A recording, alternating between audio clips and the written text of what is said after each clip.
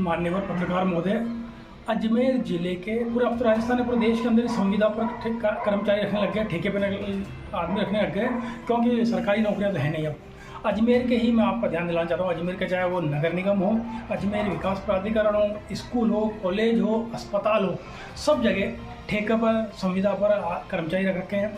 अभी 7 दिन की आपने देखा होगा नगर निगम कर्मचारियों ने हड़ताल रखी थी, सारे ठेका कर्मी इकट्ठे हुए, पूरे अजमेर शहर की व्यवस्था बिगड़ गई।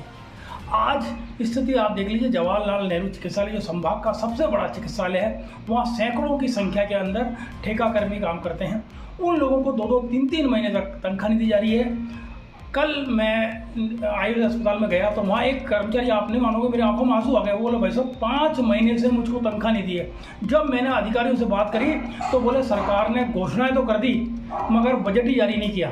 अब इन कर्मचारियों को 5-5 महीने से तनख्वाह कैसे दें, वो आदमी कैसे, मैंने कई लोगों ने उसकी मदद भी करी, परंतु स्थिति क्या है, ये इनको मिलते क्या है 6,000, 7,000, 8,000 रुपये, उसमें भी आप 2-2, 3-3 महीने तक तनख्वाह नहीं देते हो, रोक के तनख्वाह देते हो।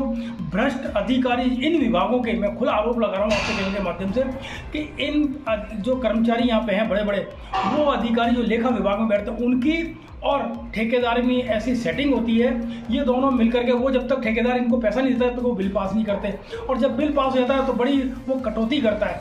इन लोगों को समय पर तनख्वाह नहीं मिलती, जबकि अधिकारी जो सरकारी कर्मचारी हैं उनको 1 तारीख से 5 तारीख, उनको तो 1 तारीख से दूसरी तारीख नहीं होती, उनके अकाउंट में पैसा आता है, उनके कहीं दिक्कत नहीं आती, परंतु दिक्कत सिर्फ इन संविदा पर लगे हुए कर्मचारियों पर आती है।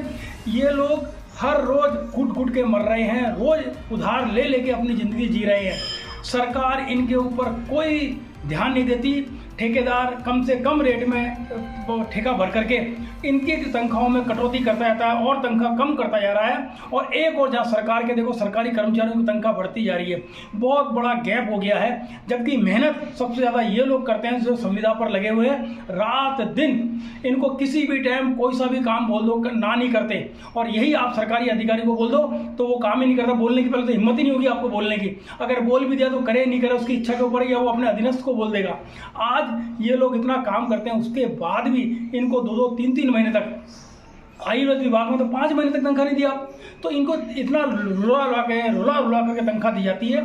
सरकार और संबंधित विभाग के अधिकारी कृपा करके इस ओर ध्यान देवें। इनका पसीना सूखने से पहले इनको काम का वेतन मिल जाना चाहिए, परंतु भ्रष्ट अधिकारियों के कारण इन लोगों को तनख्वाह नहीं मिलती है, कट के मिलती है। ईएफ का पता नहीं, पीएफ का पता नहीं, कितना पैसा मिल रहा है, इनके लिए कोई सुरक्षा की कोई व्यवस्था नहीं है। घुट के रोजाना तिल के मर रहे हैं, एक एक पैसे के लिए मोहताज हो चुके हैं संविदा कर्मी।